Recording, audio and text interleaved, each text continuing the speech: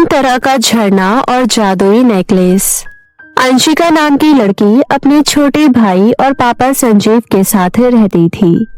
उसके पापा शहर में काम करते थे और अंशिका को पैसे भेज दिया करते थे। अंशिका अच्छे से घर का गुजारा कर रही थी और अपने छोटे भाई को भी संभाल रही थी। वहीं शहर में उसके पापा रूपल नाम की एक औरत से आकर्षित हो जाते हैं। रूपल की 2 बेटियां थी और उसने अपने पति को तलाक दे दिया था। संजीव रूपल से इस हद तक आकर्षित हुआ कि अपना काम धंधा छोड़कर उसके आगे पीछे घूमता रहता था। रूपल समझ जाती है कि संजीव उसके प्यार में पड़ गया है। वो अपने मन में सोचती है, लगता है ये मेरे ऊपर लट्टू हो गया है। अब इसमें इस बेचारे की क्या गलती? मैं हूँ ही इतनी सुंदर, बड़ी मछली को जाल में फंसने देती हूँ, वैसे भी बहुत अमीर है। कुछ दिनों बाद संजीव रूपल को शादी के लिए प्रपोज कर देता है। रूपल तो इसी दिन का इंतजार कर रही थी। वो तुरंत शादी के लिए हाँ कर देती है और कुछ दिनों बाद ही दोनों की शादी हो जाती है। रूपल अपनी दोनों बेटियों को लेकर संजीव के घर आ जाती है। पापा, ये कौन है? कहीं ये हमारी बुआ तो नहीं? संजीव जी, ये आपकी बेटी कैसे बोल रही है? इसे बताओ, मैं इसकी माँ हूँ। संजीव अंशिका को सारी बात बताता है। कुछ दिनों बाद संजीव वापस काम के लिए शहर लौट जाता है। रूपल की दोनों बेटियां शिखा और साक्षी उसी की तरह घमंडी और लालची थी। रूपल अपनी दोनों बेटियों के साथ संजीव के पैसे जोरों शोरों से उड़ा रही थी। तभी एक दिन अंशिका बोलती है, मैं देख रही हूँ आप पापा से जरूरत से ज्यादा पैसे भेजने के लिए बोलती हो और फिर अपनी बेटियों के साथ उड़ाती हो। हाँ करूँगी, क्या कर लेगी तू? तेरा बाप इतनी बुरी तरह से मेरे चंगुल में फंसा है ना कि तेरी बात मानेगा भी नहीं। वैसे मैंने सोचा है कि कोई भी नौकर काम पर नहीं आएगा। अब तू और तेरा भाई घर का काम करेंगे। नहीं, हम दोनों स्कूल जाएंगे। मेरे पापा के पैसे आप उड़ा रही हो तो घर का काम भी आप ही करोगी। ओहो, जुबान भी चलती है। देख, सीधी सी बात है, या तो चुपचाप काम कर या तो मेरे से मार खा। बता, तुझे दोनों में से क्या करना है? और हाँ, मुझे हल्के में लेने की कोशिश भी मत करियो। तुझे क्या लगता है कि तेरा बाप तेरी एक सुनेगा? उसे जो मैं बोलती हूँ वो वही करता है। उस दिन से अंशिका स्कूल जाना छोड़ देती है और घर के काम करने लगती है। रूपल अपनी दोनों बेटियों के लिए सोने की नेकलेस खरीदती है। दोनों बहनें नेकलेस को हाथ में लेकर आपस में बातें कर रही थी। तभी वहाँ पर अंशिका आ जाती है। अंशिका दोनों बहनों के हाथों में नेकलेस देखती है। उसे नेकलेस दिखने में बहुत खूबसूरत लगता है। अरे वाह, ये दोनों नेकलेस तो बहुत सुंदर है। एक बार मुझे दोगी? मैं पहनकर देखना चाहती हूँ। चल हट, दूर हट नौकरानी, हम अपनी कोई भी चीज तुझे नहीं देंगे। हाँ, हम अपनी चीजें कूड़े में फेंक देंगे, लेकिन तुझे देना पसंद नहीं करेंगे। जा यहाँ से, हमारा मूड मत खराब कर। दोनों बहनों की आवाज सुनकर रूपल आ जाती है। क्या हुआ मेरी दोनों बच्ची को? मम्मी, इस गवार के हम दोनों के नेकलेस पर बुरी नजर है। ये हमसे हमारी नेकलेस मांग रही थी। नौकरानी, बड़ी है नेकलेस पहनने वाली। घर के काम नहीं दिखते तुझे? यहाँ घर टाइम पास कर रही है। नेकलेस पहनने का शौक है तो खुद कमा कर ला। ज्यादा मत बोलो, आपको भी सारे पैसे मेरे पापा ही देते हैं। उन पैसों पर मेरा और मेरे भाई का भी हक है। एक तो थोड़ी सी भी शर्म नहीं आती है, मेरे पापा के पैसे उड़ाती हो और हमसे घर का सारा काम करवाती हो। देख रही हो मम्मी, कैसे बदतमीजी कर रही है आपसे। इस घर की नौकरानी होकर कितना फालतू बोल रही है। मेरे घर में मुझे नौकरानी कहने की तेरी हिम्मत कैसे हुई? मम्मी, आप चुपचाप सुनती रहोगी या कुछ करोगी भी? ये लड़की हमारी कितनी इंसल्ट कर रही है। अपनी बेटी के कहने पर रूपल अंशिका को एक तमाचा लगा देती है। बकवास बंद कर और जाकर घर के काम कर। आयकल, चली थी हमसे बराबरी करने, अपनी औकात मत भूल। औकात तो तुम तीनों अपनी भूल गई हो। अपनी जिंदगी में पहली बार इतने पैसे देखे हैं, इसलिए बौखला गई हो। अंशिका की ये बात सुनकर तीनों तिलमिला जाती है। रूपल अंशिका को फिर से तमाचा मारने के लिए हाथ उठाती है, लेकिन वो वहाँ से भाग जाती है। भाग गई, लेकिन भाग कर जाएगी कहाँ? तेरा भाई तो यही है। आना तो तुझे यही होगा। जब घर आएगी तब तेरी खाल न उधेड़ दूं तो मेरा नाम रूपल नहीं। अंशिका दौड़ते हुए झरने के पास पहुंच जाती है। चुड़ैल औरत तो बहुत गुस्से में लग रही थी। अब मैं घर दोबारा कैसे जाऊंगी? और घर में मेरा भाई है, उसे अकेले नहीं छोड़ सकती। वापस गई तो वो मेरी खूब पिटाई करेगी। अंशिका, कौन ले रहा है मेरा नाम? आसपास तो कोई नजर नहीं आ रहा। लगता है झरने में से आवाज आ रही है, लेकिन झरने के अंदर से कौन मुझे बुला रहा होगा? मैं हूँ झरना, मैं जादुई हूँ। मेरे साथ और 2 झरने हैं। तभी अचानक वहाँ 2 झरने और आ जाते हैं। ये सब देखकर अंशिका हैरान रह जाती है। ये क्या हो रहा है? अभी तो यहाँ पर एक ही झरना था और अब 2। मुझे हजारों वर्षों पहले यहाँ एक परी ने बनवाया था। उस समय इस गांव के राजा पूरी तरह से दिवालिया हो गए थे और यहाँ सूखा पड़ गया था। उन्होंने परी से मदद मांगी थी। परी ने उनकी मदद करने के लिए 3 झरने बनवाए। एक मैं, जिसका पानी कभी खत्म नहीं होता है, और बाकी 2 झरने किसी को नजर नहीं आते हैं। दोनों झरने की मदद से राजा दिवालिया होने से बच गए थे। ये बात गांव में सभी को पता चल गई थी, इसलिए सब दोनों झरने से जादुई नेकलेस मांगने आने लग गए थे। इसलिए एक दिन परी ने दोनों झरनों में से किसी एक झरने को लालची लोगों को सबक सिखाने वाला बना दिया था। जैसे ही दूसरे वाले झरने ने लालची लोगों को सबक सिखाना शुरू किया, लोगों ने आना कम कर दिया। कुछ दिनों बाद परी ने दोनों झरनों को छुपा दिया। उस दिन से ये किसी को नजर नहीं आते। तुम मुझे अच्छी लड़की लगी, इसलिए मैंने तुम्हें ये सब बताया। अच्छा, तो यहाँ पर 3 झरने के एक साथ होने की ये कहानी है। तुम पहले वाले झरने से सोने का नेकलेस लो। और ये दूसरा वाला झरना? ये लालची लोगों को सबक सिखाता है, इसलिए ये तुम्हारे लिए नहीं है। अंशिका पहले वाले झरने से एक नेकलेस ले लेती है। ये नेकलेस तुम्हारी सारी इच्छा पूरी करेगी। तुम्हारा बहुत बहुत धन्यवाद। तुमने मेरी सारी परेशानी दूर कर दी। अब मैं अपने भाई को उस चुड़ैल के पास से वापस लेने जा रही हूँ। उसके बाद अंशिका अपने घर वापस जाती है। चल रोहित, मैं तुझे लेने आई हूँ। अब हम दोनों कहीं और रहेंगे। लेकिन दीदी, पापा को तो बता दो। रहने दे, पापा इस चुड़ैल के पीछे पागल हो गए हैं। वो कभी भी हमारा हाल चाल नहीं पूछते हैं। उन्हें लगता है ये चुड़ैल हमारा अच्छे से ध्यान रख रही होगी, तो हम भी उन्हें कुछ नहीं बताएंगे। साक्षी और शिखा अंशिका को देख लेती है। आ गई, रुक, मम्मी को बुलाती हूँ। साक्षी रूपल को बुलाती है। देखा, आना तो तुझे यही पड़ा। अब मैं तुझे घर से धक्के मारकर निकालूंगी। आप धक्के मारने का कष्ट मत करो। मैं खुद अपने भाई को लेकर यहाँ से जा रही हूँ। मुझे भी यहाँ रहने का कोई शौक नहीं है, जहाँ अपने ही घर में मुझे नौकरानी बनकर रहना पड़ता है। अंशिका अपने भाई को लेकर वहाँ से चली जाती है। मम्मी, देखिए आपने इसके तेवर। मुझे लगता है इसके पास कोई खजाना है, तभी इतना उछल रही है, वरना इस नौकरानी की क्या औकात। चल शिखा, हम इसका पीछा करते हैं। दोनों अंशिका और रोहित का पीछा करने लगती है। अंशिका रोहित को झरने और जादुई नेकलेस के बारे में बता रही थी। ये सारी बातें दोनों बहन भी सुन लेती है। वो दोनों उसी वक्त झरने के पास जाती है। झरना, हम दोनों को नेकलेस दो। हमें पूरे 10 नेकलेस चाहिए। तभी वहाँ पर लालची लोगों को सबक सिखाने वाला झरना प्रकट हो जाता है। आओ मेरे अंदर आओ, तुम्हें यहाँ नेकलेस मिल जाएगा। दोनों बहनें झरने के पानी में जाती है। तभी अचानक झरने का पानी उबलने लगता है और दोनों बहनें चीखने लगती है। जल्दी से दोनों बहनें झरने से बाहर निकलकर वहां से भाग जाती है।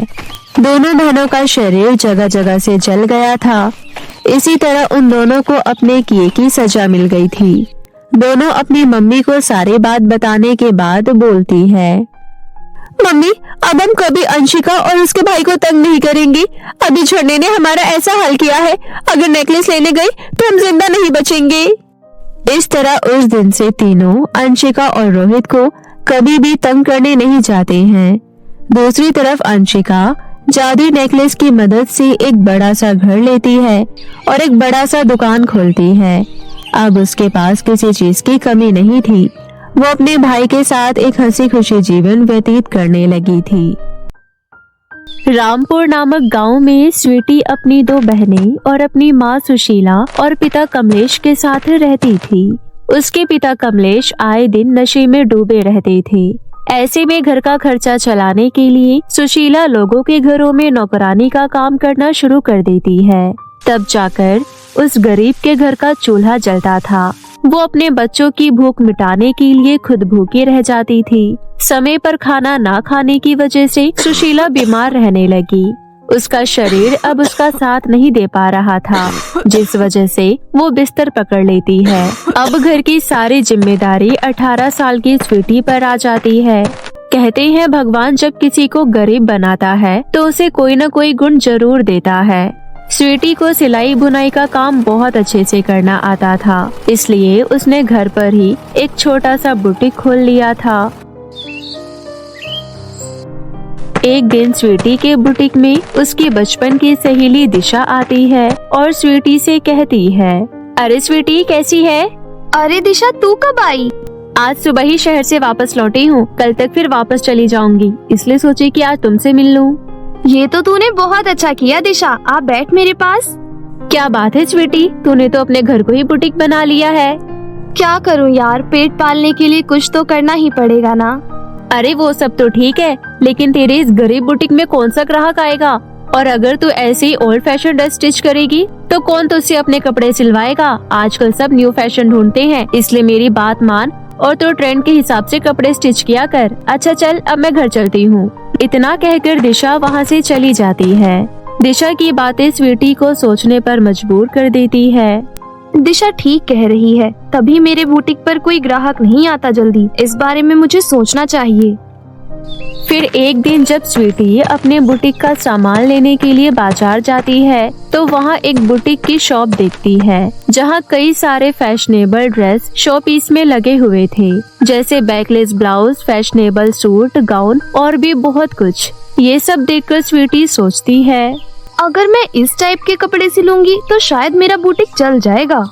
फिर स्वीटी ऐसे कपड़े सिलने के लिए बाजार से सामान खरीद लेती है और घर आ जाती है और कपड़े सिलने लगती है। लेकिन सिलाई मशीन अत्यधिक पुराना होने के कारण वो कपड़े पर ठीक से सिलाई नहीं कर पाता है और बार बार सिलाई मशीन की सुई भी टूट जाती है, जिस वजह से स्वीटी बहुत उदास हो जाती है और रोने लगती है।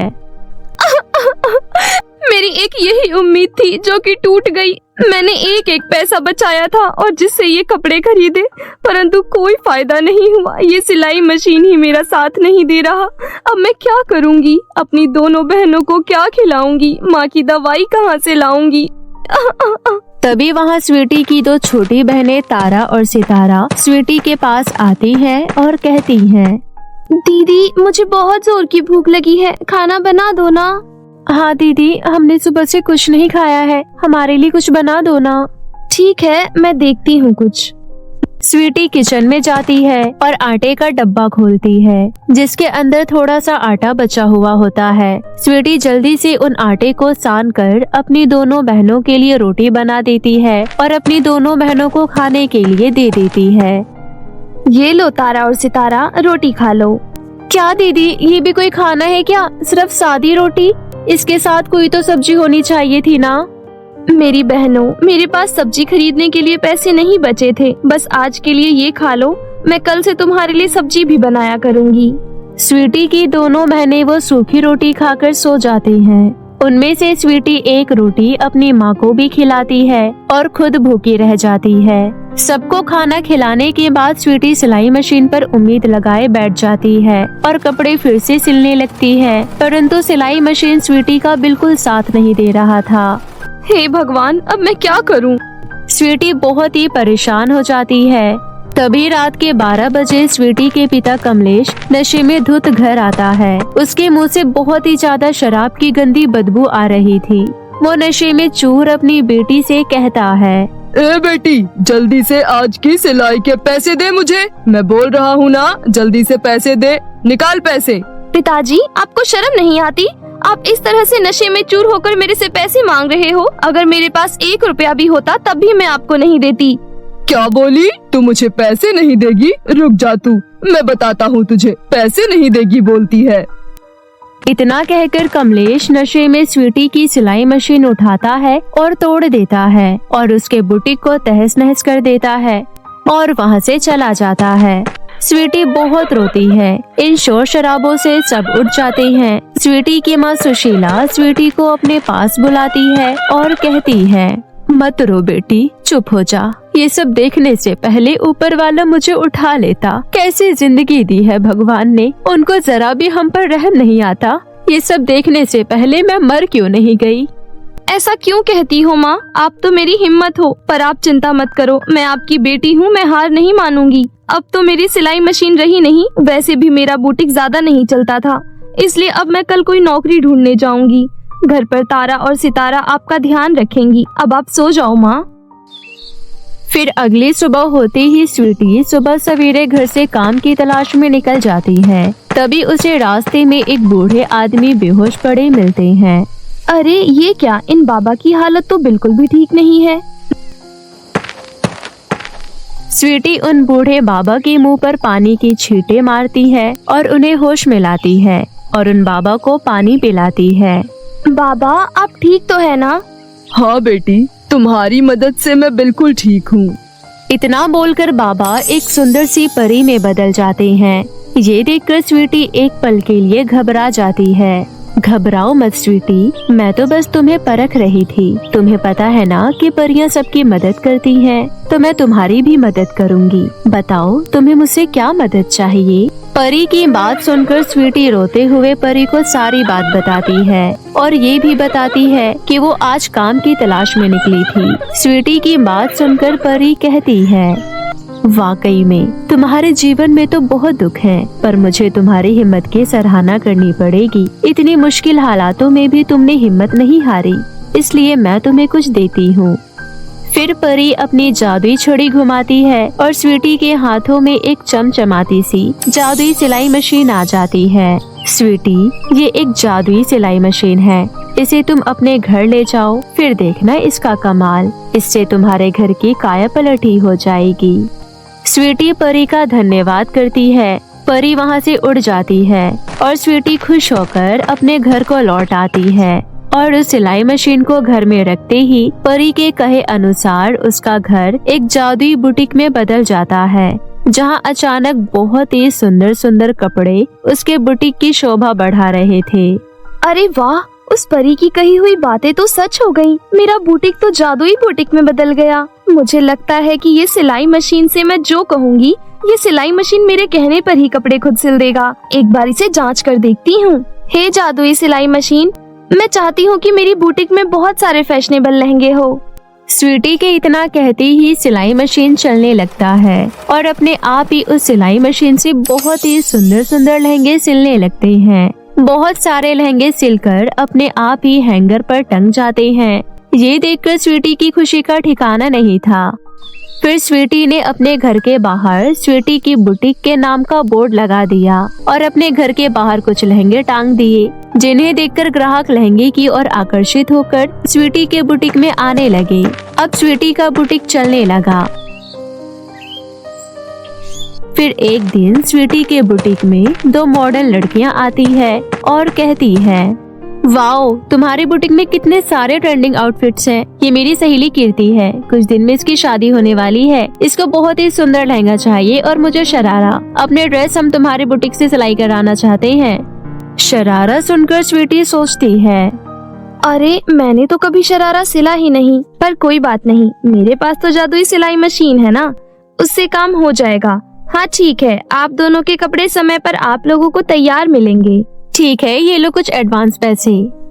इतना कहकर दोनों लड़कियां चली जाती हैं। दोनों लड़कियों के जाने के बाद स्वीटी अपने सिलाई मशीन से कहती है, हे मेरे जादुई सिलाई मशीन, मेरा ये बुटीक तुम्हारे बदौलत है। मुझे बहुत ही सुंदर सा लहंगा और एक शरारा चाहिए। तभी जादुई सिलाई मशीन सुंदर सा लहंगा और शरारा सिलकर तैयार कर देता है। फिर कुछ दिनों बाद दोनों लड़कियां उसके बुटीक पर आती है और अपना लहंगा और शरारा देखकर बहुत खुश हो जाती है। Oh my god sweetie, you are very talented. कितना प्यारा शरारा और लहंगा सिला है तुमने। हाँ sweetie, I love this lehenga. तुम्हारे हाथों में तो जादू है। अब से हमारी फैमिली में जो भी फंक्शन हो उसमें हम तुमसे ही ड्रेस सिलवाया करेंगे। अब स्वीटी का बुटीक बहुत ही ज्यादा फेमस हो जाता है। दूर दूर से लोग उसके बुटीक में कपड़े सिलवाने आने लगते हैं। अब स्वीटी बहुत ही अच्छे खासे पैसे कमाने लगी। उन पैसों से स्वीटी ने अपनी माँ का एक बहुत ही अच्छे हॉस्पिटल में इलाज करवाया और अपने पिता को 3 महीने के लिए नशा मुक्ति केंद्र में डलवा दिया और अपनी दोनों बहनों का बहुत ही अच्छे स्कूल में एडमिशन करवाया। अब स्वीटी के घर के हालात सुधर चुके थे। उसकी माँ अब बिल्कुल ठीक हो जाती है और उसके पिता भी 3 महीने बाद घर लौट आते हैं। अब उसके पिता की भी नशे की हालत छूट चुकी थी। फिर एक दिन सुशीला स्वीटी से कहती है, बेटी तूने हमारे लिए बहुत कर लिया।